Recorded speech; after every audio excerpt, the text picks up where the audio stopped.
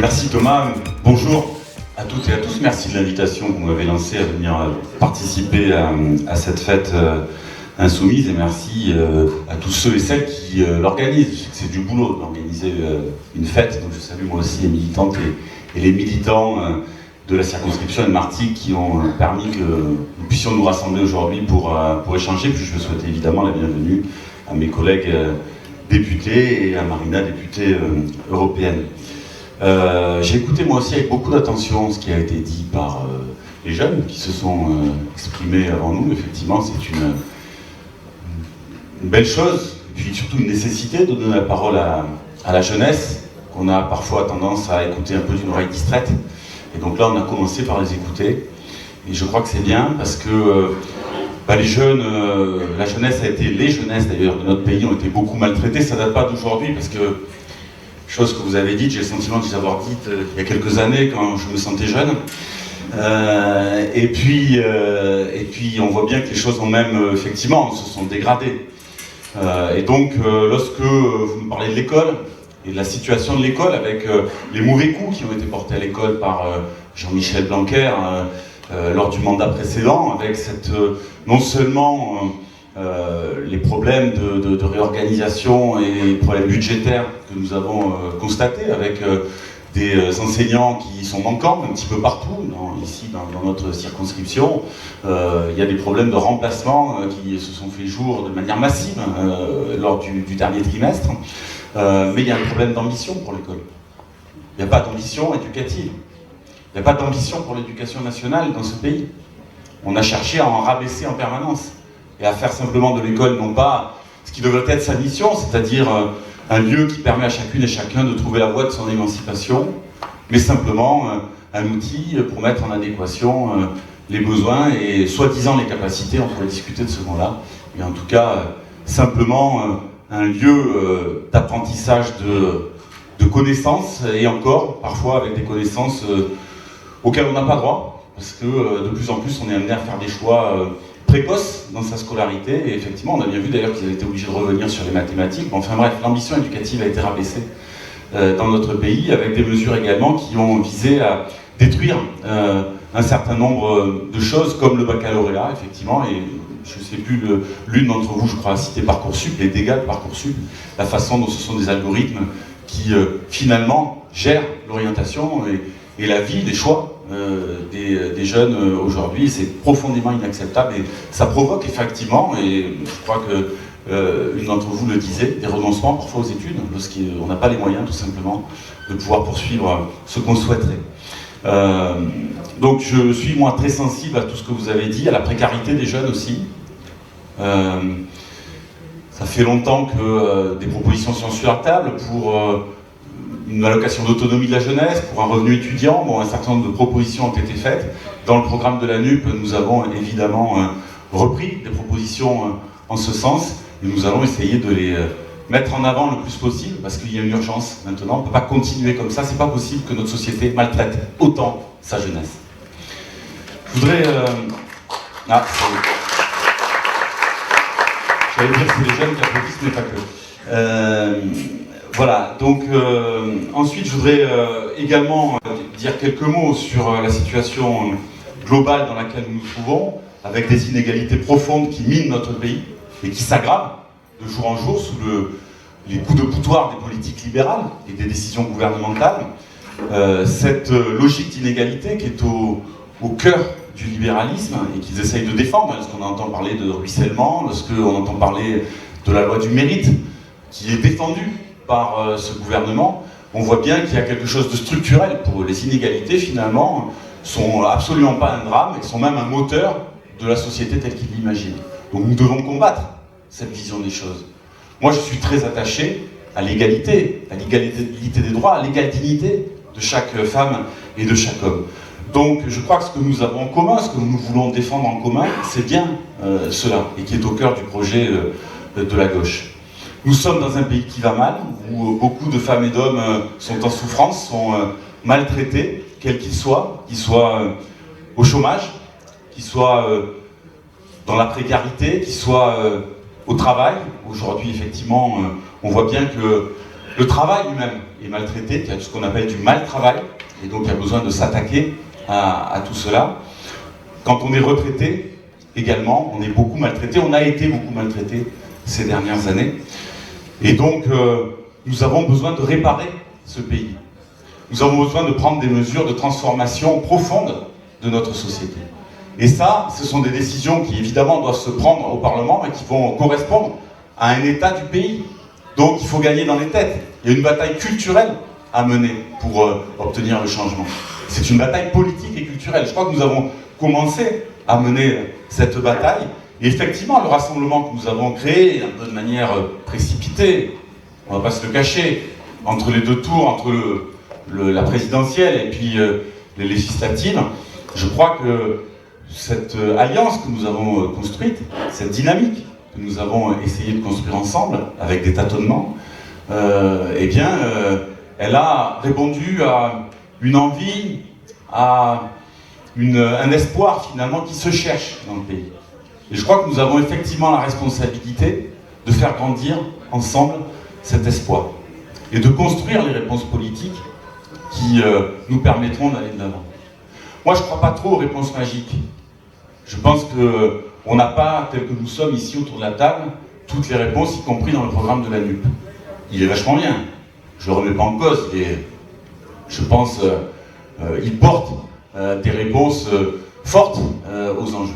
Et nous devons continuer à travailler sur cela. Et à travailler pas tout seul entre nous, mais dans la population, avec les femmes et les hommes, avec celles et ceux qui travaillent, avec celles et ceux qui vivent dans nos quartiers, etc. etc. Je crois qu'il y a un vrai travail à faire pour continuer l'élaboration des réponses politiques qui seront les nôtres ensemble partagées.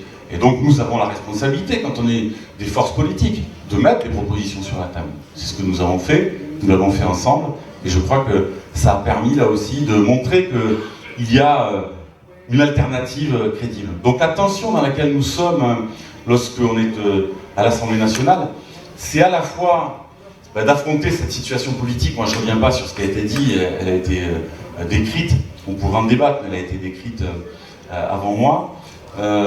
Avec, c'est vrai, quand même, ça fait froid dans le dos, hein, d'avoir en face 89 députés du Rassemblement national qui pèsent dans le débat et dans la discussion, ne serait-ce que par leur présence, pas toujours par leur parole d'ailleurs, mais qui sont là avec cette force menaçante qui essaye de gagner une respectabilité à laquelle elle ne saurait prétendre, parce que le projet qui est le sien est profondément anti-humaniste, anti-républicain, anti-liberté, anti-égalité, anti-fraternité, et qu'il n'y a rien de respectable dans ce projet, mais avec une volonté d'installer la confusion et de se poser en alternative, en seule alternative au libéralisme. Et on a vu un peu partout, dans la campagne législative, des candidats se mettre en avant en disant la seule opposition à Emmanuel Macron. Et avec, dès les premiers jours, effectivement, des gestes pas tout à fait conformes à cette pseudo-promesse, puisqu'ils ont accompagné le gouvernement dans les premières mesures qu'il a prises en défaveur du pouvoir d'achat. En défaveur du pouvoir d'achat. Donc on a besoin de démystifier, de ne pas laisser installer la confusion qu'ils cherchent à mettre dans le pays, et en même temps de continuer à dire effectivement qui ils sont, de quoi ils sont le nom. Bon, donc on est dans cette situation-là, avec une majorité qui, en réalité, n'a pas, ou ne veut pas tirer les leçons de la séquence électorale, et qui cherche à faire comme si elle pouvait continuer comme avant. C'est ça le plan d'Emmanuel Macron. Vous regardez la rentrée qu'il fait, on nous avait promis, vous avez entendu comme moi, on nous avait promis des changements de méthode, je ne sais quoi, bon, je pense que personne ici y a cru, hein, mais, et on a un président de la République qui fait sa rentrée, avec un Conseil national de la refondation. On ne sait pas ce que c'est la refondation, mais je pense que si, quand on va l'apprendre, ça va nous faire mal. Donc, il cherche à contourner. On a un Parlement qui vient d'être renouvelé. La première chose qu'il fait, c'est qu'il crée un nouveau cercle autour de lui, de gens qui vont délibérer à côté. Alors moi, je suis pour que les gens participent le plus possible. Mais là, c'est autour de lui, hein, on est bien d'accord. C'est autour du président de la République. Et donc, il multiplie les initiatives qui visent à créer des cercles autour de lui pour se remettre en position de surplomb et continuer à créer le chaos qu'il est en train de provoquer dans le pays. Donc je prendrai simplement moi 2 mesures supplémentaires face auxquelles nous allons devoir batailler dans les temps qui viennent, les temps immédiats. La première, c'est celle de l'assurance chômage. C'est la première loi qui va venir en débat à l'Assemblée nationale à partir du 3 octobre. On a commencé à y travailler. Et bien face à cette loi, nous allons opposer avec la NUP, effectivement, une autre vision des choses, que cette volonté de rendre les chômeurs responsables et coupables de la situation dans laquelle ils se trouvent. Nous allons défendre une certaine conception de la protection sociale, où l'on crée effectivement par le travail du droit, et le droit d'être protégé quand on se retrouve dans une situation de chômage. Deuxième chose, je ne vais pas être trop long, peut-être qu'il y aura une discussion autour de ces enjeux tout à l'heure, la bataille des retraites, puisqu'il n'a pas renoncé. Et ça, c'est quand même un symptôme lourd de la manière dont Emmanuel Macron essaye de concevoir son deuxième mandat.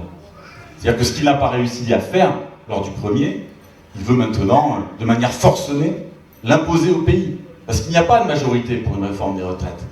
Il n'y a pas de majorité populaire pour une réforme des retraites dans le pays. Et il le sait. Et donc,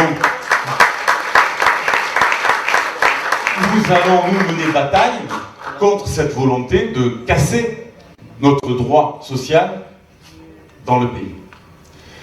Alors après, on a déjà commencé à bosser, à se mettre d'accord. Je ne vais pas trahir un secret en disant que lors de nos premières rencontres, nous avons décidé de présenter une autre feuille de route budgétaire que celle qui va être mise sur la table par le gouvernement dans les jours qui viennent. Nous avons des initiatives prévues à l'Assemblée dans les prochains jours. Que nous allons présenter une proposition de loi commune qui va être une sorte de feuille de route aussi du point de vue de la protection sociale et ce qu'on appelle le projet de loi de financement de la sécurité sociale. Cette proposition est en cours de rédaction. On a eu une réunion là, avec des commissaires de la NUP aux affaires sociales qui s'est tenue la semaine dernière. Et donc tout ça est en route et je crois que ça va nous donner de la force. Ça va nous donner de la force de faire ça ensemble et ça va nous donner de la force ici pour mener les batailles là où nous sommes. Alors on ne fera pas que des initiatives communes. Mais en même temps, c'est aussi la richesse de la NUP. C'est-à-dire qu'on est différents. Et je pense que c'est pas grave. C'est plutôt d'ailleurs une bonne chose parce que dans le pays, quand on regarde autour de nous, les gens ils sont aussi différents. Et donc il faut qu'on ait à la fois l'exigence de continuer à construire ensemble une démarche commune, solide, robuste. Et ça existera parce que chacun va être à l'aise dans cette démarche-là. Donc voilà, c'est cet équilibre-là qu'il faut trouver, et je pense qu'on est plutôt en voie de le faire. C'est quelque chose qui se travaille au quotidien, il ne suffit pas de claquer des doigts pour ça. Mais moi je suis assez optimiste et je pense que de toute façon, nous avons besoin de cette dynamique-là. Parce que ça a été dit, le risque est grand de voir cette force menaçante dont j'ai parlé tout à l'heure, essayer de prendre les dessus et peut-être y parvenir. Et donc nous avons la responsabilité, nous qui sommes, je crois, quand même, quand on regarde les choses, y compris plus nombreux à l'Assemblée nationale, ensemble, nous avons la responsabilité de créer une alternative. Donc je disais tout à l'heure, nécessité de mener des batailles immédiates, concrètes, d'obtenir des victoires immédiates. On a essayé cet été sur le pouvoir d'achat. Et puis on en a obtenu quelques-unes, beaucoup trop maigres. Donc je crois qu'on va continuer d'essayer de formuler des propositions assez précises et en même temps de travailler sur l'alternative et de créer ce nouvel espoir dont nous avons besoin dans le pays. Alors moi j'espère que ce que nous entreprenons ensemble nous portera loin. J'espère que toutes les manifestations qui s'annoncent sociales et politiques seront réussies parce que ça va contribuer à installer un autre rapport de force dans le pays et à faire basculer le centre de gravité du débat vers la gauche. Parce que le danger avec cette extrême droite surpuissante et cette majorité, c'est que le débat se passe toujours de l'autre côté. Et donc nous, ce que nous voulons faire, c'est que le débat se passe sur le terrain de la réponse aux besoins des gens, de la vraie réponse aux besoins des gens, sur le terrain de la réponse aux défis sociaux, aux défis écologiques, aux défis démocratiques face auxquels nous nous trouvons. J'étais hier soir, j'en termine, j'avais promis d'être court, puis en fait c'est moi qui vais être le plus long. J'étais hier soir avec notre ami Roland Gori qui était à la médiathèque cinéma de Port-de-Bouc. Et Roland disait combien sont liés le défi écologique et le défi anthropologique. Anthropologique, c'est un grand mot. C'est la crise de ce que nous sommes, de l'humanité en réalité. Quels humains voulons-nous être? Quelle humanité voulons-nous être? Ce sont des questions profondes que nous devons nous poser au stade où nous en sommes. Voyons bien les dangers qui nous guettent. Et donc moi je crois qu'il faut relever l'ensemble de ces défis, et pour cela, il y a effectivement besoin, je le disais, de transformation profonde et d'une nouvelle union populaire, écologiste et sociale qui continue à avancer, qui continue à se construire, à se consolider et qui incarne un véritable espoir, une véritable alternative.